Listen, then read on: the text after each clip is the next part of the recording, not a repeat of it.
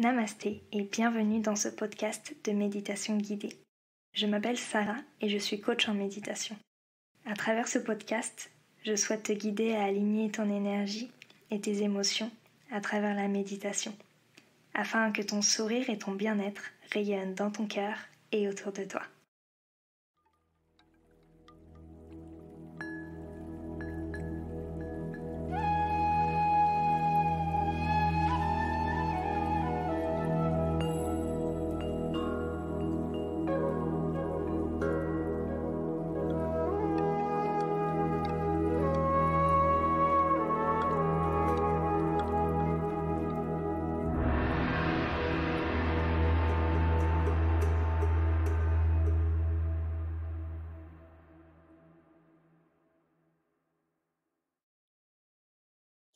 Bonjour. Ça fait longtemps que je n'ai pas fait un podcast.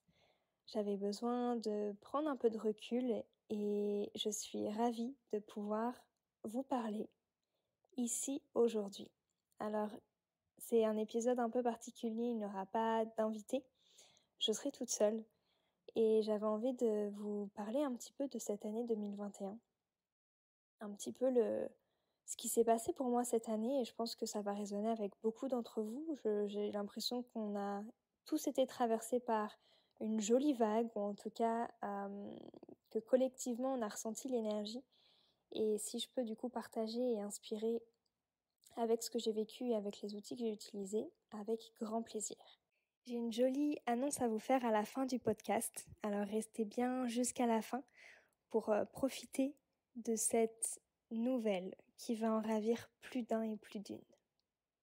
Je vais essayer de faire un podcast pas très long quand même parce que résumer une année, ça fait beaucoup. Et cette année, il s'est passé beaucoup de choses. Mais pour ceux qui ne savent pas, ça fait un tout petit peu plus d'un an que j'ai déménagé à l'étranger et que je suis maintenant aux États-Unis. On a déménagé avec mon mari en septembre dernier. Et je suis passée par beaucoup d'émotions et je pense que c'est la première année où je pose des mots sur ce que je ressens ou en tout cas que je me prends la main pour accueillir tout ça.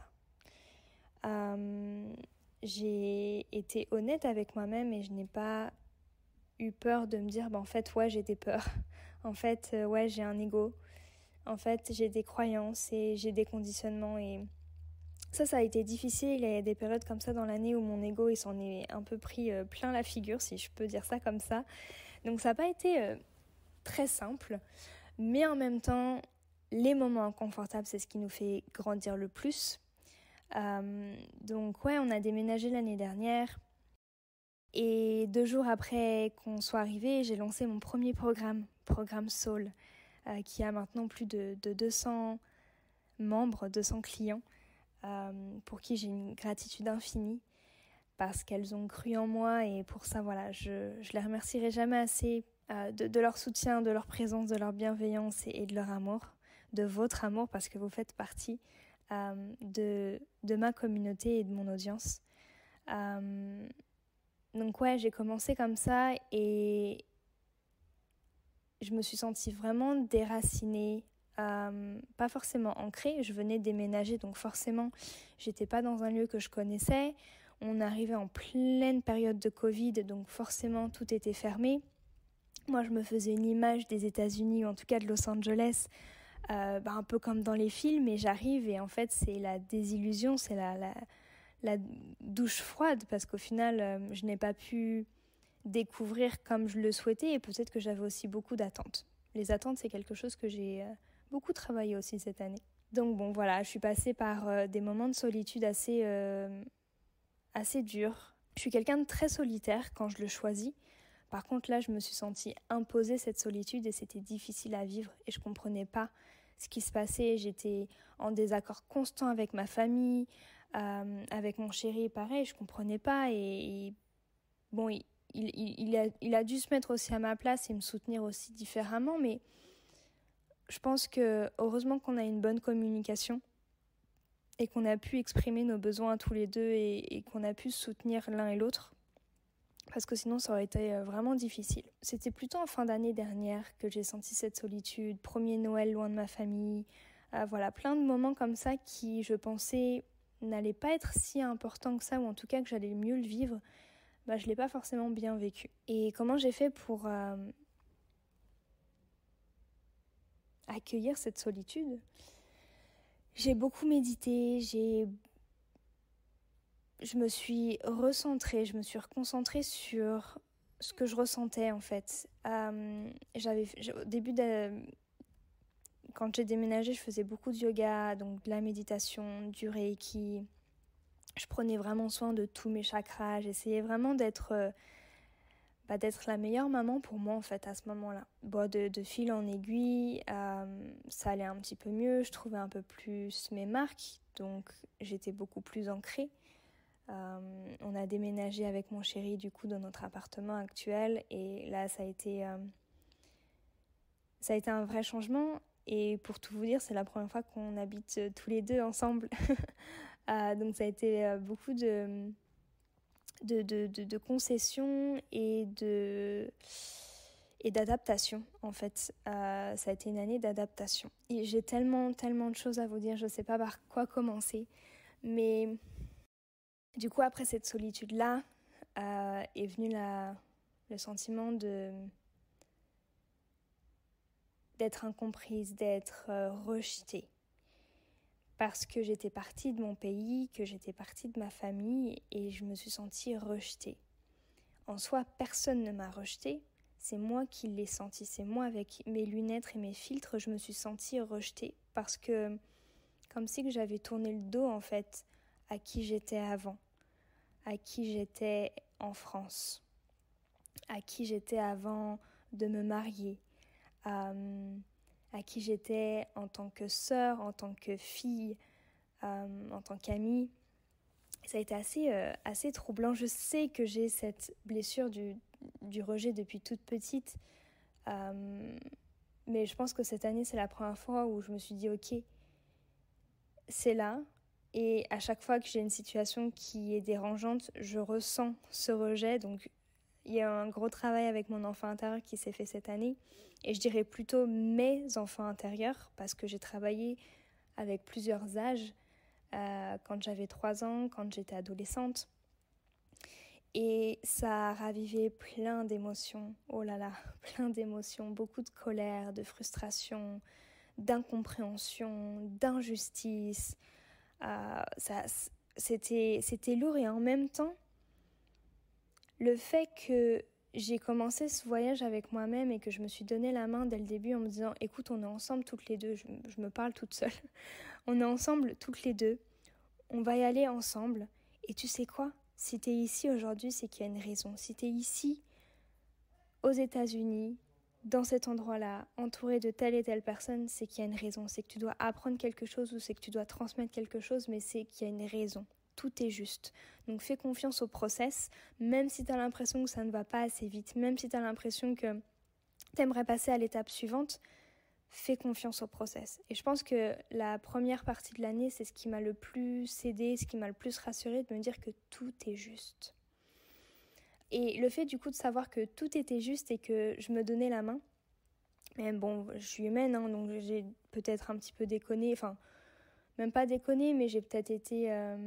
Il y a des moments où j'aurais peut-être pu être encore plus bienveillante envers moi-même, mais j'ai fait ce qui me semblait juste, ou en tout cas j'ai fait ce que je pouvais à ce moment-là, avec les connaissances et les outils que j'avais aussi à ce moment-là. Mais le fait de savoir que je me suis donné la main dès le début, le fait de passer dans cette vague avec mon enfant intérieur, de repasser avec la colère, la frustration, toutes ces émotions qui sont pas forcément agréables, qui sont même plutôt inconfortables, en fait, je les ai beaucoup mieux vécues que ce que je pensais.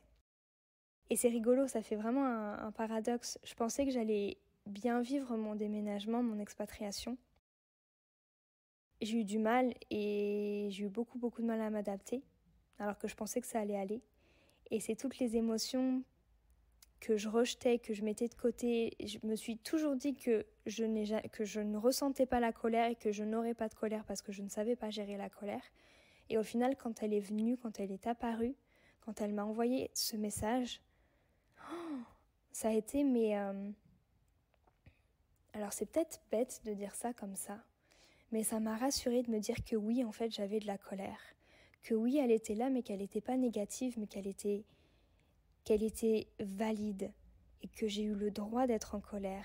Et ça m'a vraiment donné de la force et je l'ai vraiment vu comme quelque chose de beau. Donc je suis passée par plein d'étapes, je me suis fait coacher, accompagner par une femme incroyable qui m'a vraiment aidée sur différents points de ma vie et ça a été vraiment, je pense, l'élément déclencheur pour tout ce qui est lié au travail de l'ego.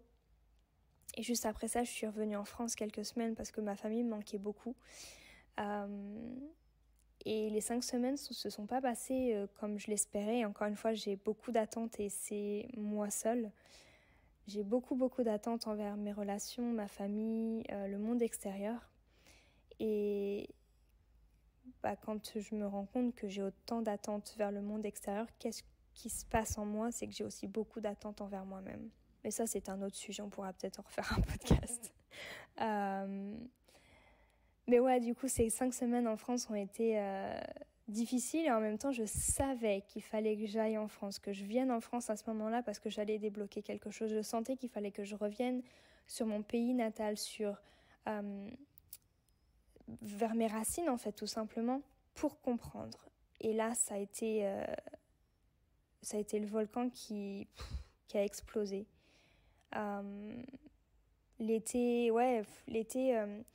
L'été s'est bien passé parce que j'avais les outils, j'avais le soutien et les ressources nécessaires pour accueillir tout ça. Et avec un peu de recul, je me dis que j'ai pas forcément été juste avec mon monde extérieur à ce moment-là parce que j'avais tellement de choses en moi, j'avais beaucoup de colère, beaucoup de frustration. Je me suis sentie trahie cette année aussi beaucoup et j'ai eu beaucoup de mal à l'accepter. Et même encore aujourd'hui, ça me touche beaucoup en fait. J'étais, pas forcément en accord en tout cas avec ça et c'est quelque chose que je continue d'explorer. Et la vie est bien faite parce que voilà, malgré toutes les embûches et toutes les grosses vagues qu'on peut se prendre dans notre vie, ou en tout cas cette année, il y a eu tellement de belles choses qui en sont ressorties. Parce qu'encore une fois, j'avais des ressources, j'avais du soutien, j'avais des amis incroyables, j'ai mon mari, ma famille qui m'a soutenue malgré mes questionnements, etc. Et de savoir que j'avais ma tribu, que j'avais mes sœurs d'âme qui ont été là, que j'avais aussi moi, mes propres ressources et que je n'avais pas... Alors on a tous besoin du monde extérieur, mais que je pouvais me donner à moi au lieu d'attendre que les autres remplissent mes besoins. Et ça a été une belle leçon cette année de me dire que les autres, c'est du plus. Tout ce qu'ils t'apportent, c'est du plus si tu sais te donner à toi avant. Et c'était une belle leçon aussi de se dire qu'on est vraiment dans une dualité et qu'on a une part d'ombre, on a une part de lumière, on a un ego qui des fois prend un peu le dessus, mais c'est ok, parce qu'une fois qu'on en prend conscience, une fois qu'on a tout ça en mémoire, on peut se dire qu'on fait partie de la même équipe et qu'on n'est pas là pour détester une part de soi ou ne pas accepter ou quoi que ce soit, même si ça prend du temps. Encore une fois, je généralise, je sais que ça prend du temps et c'est beaucoup plus facile à dire qu'à faire également et je le sais, je le conçois totalement, mais de se dire qu'on fait partie de la même famille, qu'on fait partie de la même équipe ensemble, votre ego, vos enfants intérieurs, vous-même, votre pardon de lumière, votre Bouddha self, toutes ces parts de vous, toutes vos émotions, vous faites partie de la même équipe. Et votre cerveau, des fois, il va vous garder dans votre zone de confort ou des fois, il va juste vouloir vous protéger. En fait, il n'est pas là pour être contre vous, il est là pour vous protéger. Donc, il n'y a rien de mal en soi.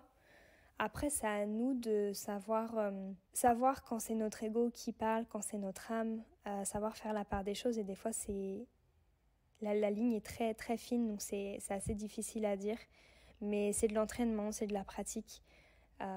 Et encore une fois, vraiment, ce qui m'a aidé le plus cette année, ça a été cette découverte de moi à travers la méditation, le reiki, le sport également. Ça m'a beaucoup aidé de remettre du mouvement dans le corps, de la danse, Ça, je crois pas l'avoir dit sur mes réseaux, mais cette année, ouais, je peux vous le dire. Cette année, je travaille aussi sur une formation en psychogénéalogie parce que c'est quelque chose qui m'appelle beaucoup d'aller creuser profondément dans les racines et dans les histoires de famille, tout ce qui va être transgénérationnel, etc. Et j'ai trouvé ça vraiment beau parce que il y a quelques mois maintenant, j'appelle ma grand-mère et on a une très bonne relation. Enfin, ma grand-mère, elle est vraiment tout pour moi et j'adore quand elle me raconte ses histoires d'enfance. Et elle me racontait un petit peu sa vie quand elle était plus jeune, avec ses frères et sœurs, avec ses grands-parents à elle, avec ses parents, etc. Et comme ça, à un moment, il me dit « Mais est-ce que je t'ai dit que ma maman, elle a eu une affaire avec un soldat américain pendant la guerre, etc. Et qui lui a proposé de venir aux États-Unis, mais qu'elle a dit non parce qu'elle était déjà engagée, elle avait déjà des enfants, etc. Mais elle a toujours eu ce désir-là de partir aux États-Unis et apparemment son père, à ma grand-mère, donc mon arrière-grand-père, était assez violent avec elle. Donc je pense qu'elle avait un désir profond de se dire « Et si je l'avais suivi, qu'est-ce qui se serait passé ?» Et ma grand-mère, quant à elle, à chaque fois qu'il y a un documentaire sur les États-Unis, elle va le regarder. Elle est vraiment fan du Grand Canyon, des parcs nationaux, etc., etc. Et quand elle m'a dit ça, je lui ai dit « Mais mamie, tu te rends pas compte ? Est-ce que tu te rends compte de ce que tu viens de me dire ? Ta mère, elle avait un désir profond d'aller aux États-Unis. Toi, tu es fan de ce pays, de la nature, etc. Et ta petite fille, elle est aujourd'hui aux États-Unis. » Après, je l'interprète comme ça, hein. Chacun peut l'interpréter d'une façon différente. Mais de savoir qu'en fait, grâce à des choix que j'ai pu faire cette année, je me rapprochais aussi, ou en tout cas, je guérissais des lignées de femmes et des traumas, des blessures qu'on peut avoir de génération après génération. Enfin bref, j'ai trouvé ça magnifique et je me suis dit, waouh, en fait, effectivement, je suis vraiment là pour une raison. Et que tout est juste et que tout est beau et malgré les obstacles, malgré les inconforts, c'est là qu'en fait, on va puiser notre force, on va puiser notre lumière et on va vraiment rayonner et on va s'aligner. Et plus on prend soin de soi, mieux on est pour recevoir l'abondance du monde. Et quand je parle d'abondance, c'est vraiment l'abondance sous toutes les formes, ça peut être matériel, financière, l'abondance de cœur, l'abondance vis-à-vis d'une communauté, bref, vraiment une abondance sous tous les termes. Et j'ai trouvé ça très beau. Et c'est vrai que depuis quelques mois, même avant cette conversation avec ma grand-mère, je sentais que... Alors, je sais pas trop comment l'expliquer. Quand j'étais en France, je me sentais vachement déracinée, pas forcément en accord avec là où j'habitais. Mais je me suis sentie déracinée quand j'étais ici, vu que je n'étais pas avec ma famille et dans mon cercle, dans ma zone de confort, tout simplement. Et en même temps, je me suis sentie rapprochée de mes racines. Comme si qu'il y avait quelque chose ici qui m'appelait, qui était bien plus grand. Et j'ai découvert plein de belles techniques, de belles pratiques, de magnifiques personnes. J'ai découvert pas mal de pratiques chamaniques, énergétiques aussi. Et c'est vraiment des outils qui m'aident au quotidien à me reconnecter à moi, ou en tout cas à me recentrer, à m'ancrer, à faire le vide dans mon esprit. Et ça fait du bien. Et ça fait du bien, vraiment. Donc cette année, ça a été riche. Je ne sais pas si ce podcast vous parlera, je vous ai un peu balancé ça comme ça. Je parle avec le cœur, vraiment avec l'intuition. Mais ça a été une année riche en termes d'exploration de moi-même. Je pense que c'est l'année la plus forte en termes d'introspection, ou en tout cas de développement conscient de moi-même. On se développe depuis qu'on est tout petit, mais vraiment là, de le faire consciemment, ça a vraiment changé la donne. Et je sais que on est humain, on est humaine, on vit avec un flux de pensée, avec des émotions, et que c'est ok des fois de pas aller bien, que c'est ok des fois de ne vouloir rien faire, que c'est ok de ressentir tout ça. tant qu'on a les outils pour passer à l'action et se soutenir à ce moment-là. Et ça fait quelques semaines, quelques mois même maintenant, que ma phrase, mon mantra du jour, c'est « Comment je peux me soutenir aujourd'hui ?» Et des fois, ça va être une action qui va durer 5 minutes, mais c'est ok parce que je me suis posé la question, je me dis « Comment je peux me soutenir aujourd'hui ?» Est-ce que ça va être en lisant un livre, en écrivant, en méditant, en faisant un reiki, en me posant, en me mettant mon huile sur le corps, en me lavant les cheveux. Bref, ça peut être des toutes petites choses, ça peut être au niveau de mon alimentation, au niveau de vouloir sortir dehors, rencontrer des gens, etc. C'est une action par jour qui me fait du bien. Comment aujourd'hui je peux me soutenir ? Et si tu as envie d'aller encore plus loin, c'est de se dire comment je peux m'apporter de la joie aujourd'hui ? Parce que le chemin, l'éveil, le chemin, le développement conscient, on peut l'appeler comme on veut, il n'est pas fait que de traumas, de blessures, d'ombres, d'émotions désagréables et de moments inconfortables, mais il est aussi là, c'est aussi, pardon, chakra-gorge qui s'exprime. C'est aussi là pour nous apporter de la joie et comment on peut s'apporter de la joie aujourd'hui. Et c'est intéressant et c'est important et je pense que c'est un non négociable d'explorer toutes ces parts de soi que je viens d'évoquer, mais c'est aussi de se connecter à la joie parce qu'on n'est pas là pour travailler sur soi jour après jour, constamment. On a le droit des fois de méditer juste parce qu'on a envie d'être bien et de s'apporter de la joie. On a le droit de vivre une expérience juste parce qu'on a envie de la vivre avec nos sens, avec ce sentiment de joie et de gratitude. Pas parce qu'on a l'intention de travailler sur soi ou d'explorer une part de soi. Et c'est quelque chose que j'ai compris il y a quelques jours en fait, pour être tout à fait honnête, c'est de se dire que c'est beau d'explorer, de découvrir ce qui se passe en soi, de se connecter à notre âme, à nos vies antérieures, au voyage astro et à tout ce qu'on peut entendre en ce moment. Mais on est aussi là, dans cette vie, pour se connecter à la joie. Et se connecter à la joie, c'est se connecter à l'amour, à la compassion, à l'humilité, une communauté. C'est vraiment retrouver le contact avec les autres. Et surtout retrouver le contact avec soi-même. Donc, essayez de...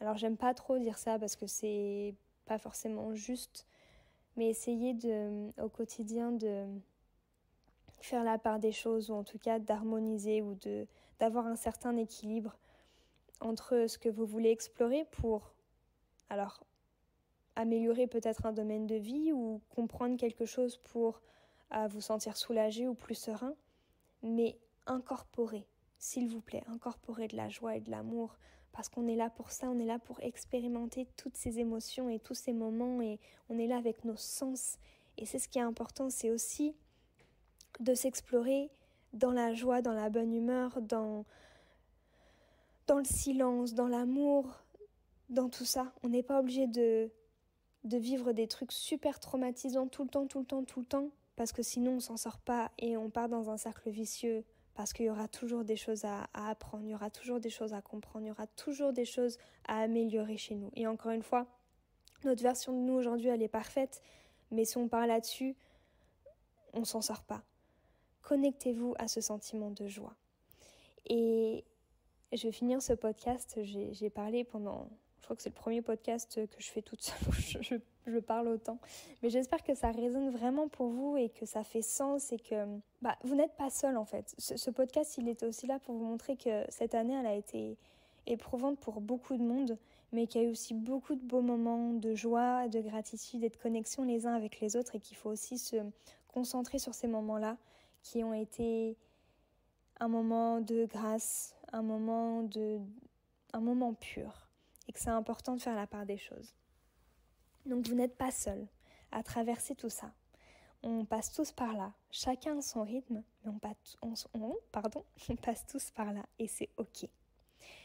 Maintenant, roulement de tambour, la grande nouvelle que je voulais vous annoncer, c'est que le challenge de méditation revient. L'année dernière, vous avez été plus de 300 à participer au challenge et ça a été une expérience de dingue. Cette année, ça va être encore plus magique parce que j'ai vraiment incorporé dans ce challenge tous mes outils, toutes les pratiques que j'ai utilisées moi cette année pour accueillir, guérir mon enfant intérieur, pour me reconnecter à mon énergie, à mon ancrage, avec du bain sonore, du voyage au tambour, du breathwork, toutes ces techniques qui m'ont aidé à me reconnecter à moi-même et à puiser de la force parce qu'on a une telle force en nous, des fois on s'en rend même pas compte, mais on a toute la force en nous pour avancer au quotidien avec soi-même. Donc ce challenge, il est vraiment différent de l'année dernière. L'année dernière, c'était un challenge pour découvrir et ancrer la méditation dans son quotidien. Cette année, le challenge s'appelle Rebirth. Rebirth, en anglais, ça veut dire renaître. Renaître de ses cendres, renaître de ces 3 années de suspens, renaître pour se reconnecter à soi, pour revenir à ses ressources intérieures et se donner la main, enfin. Se prendre par la main, prendre responsabilité de ce qui se passe pour être acteur de notre vie. Ce challenge, il est là pour vraiment vous donner de la force, pour vous donner les outils et les clés pour être votre meilleur allié cette année. On commence ensemble le 2 janvier jusqu'au 22. On a 21 jours ensemble. Une fois par jour, vous allez avoir une méditation bien particulière. Alors, je ne vais pas tout vous dévoiler parce qu'il faut garder aussi un petit peu de suspense, mais ça va être des méditations de libération, il y aura du saut quantique, de la visualisation particulière, il y aura du voyage au tambour, du bain sonore, connexion à nos ancêtres, à notre enfant intérieur, manifestation, connexion à la joie, les chakras, le reiki, bref, je vous ai prévu vraiment un melting pot de dingue et on se retrouve 3 fois en live pendant ce challenge-là pour que vous ne soyez pas seul sur votre chemin parce que vous ne serez jamais seul. Vous allez connecter les uns avec les autres. Vous allez connecter avec vous-même. On va passer 21 jours, on va commencer l'année ensemble. C'est le rendez-vous à ne pas rater, vraiment. Et l'année dernière, on était déjà 300, un peu plus de 300. Donc cette année, je compte sur vous pour le partager un maximum à vos proches, à vos amis, votre famille, vos partenaires. Bref, partagez-le, faites-le avec des personnes qui vous sont chères. On va vivre une expérience de dingue, une expérience magique, hors du temps, pour commencer cette année 2022 ensemble. Et je vous promets que ces 21 jours vont vraiment poser l'intention pour le reste de l'année. Vous avez du coup tous les détails dans la barre d'infos. Inscrivez-vous, faites-vous ce cadeau, posez votre intention.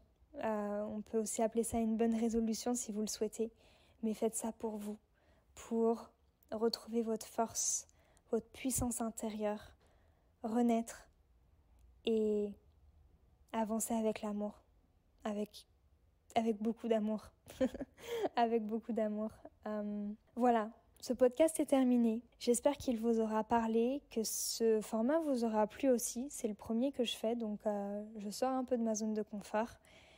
Je vous envoie plein d'amour, beaucoup de lumière, beaucoup d'amour, en espérant que les fêtes se soient très bien passées pour vous.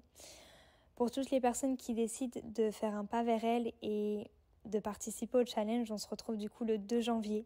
Préparez-vous, on va se donner beaucoup d'amour. Je vous souhaite une magnifique journée, une magnifique soirée, peu importe où vous êtes dans le monde, et à très très vite. Merci d'avoir écouté le podcast jusqu'à la fin, je suis ravie de partager ces moments avec vous toutes les semaines et de pouvoir vous inspirer à travers les personnes que j'interviewe.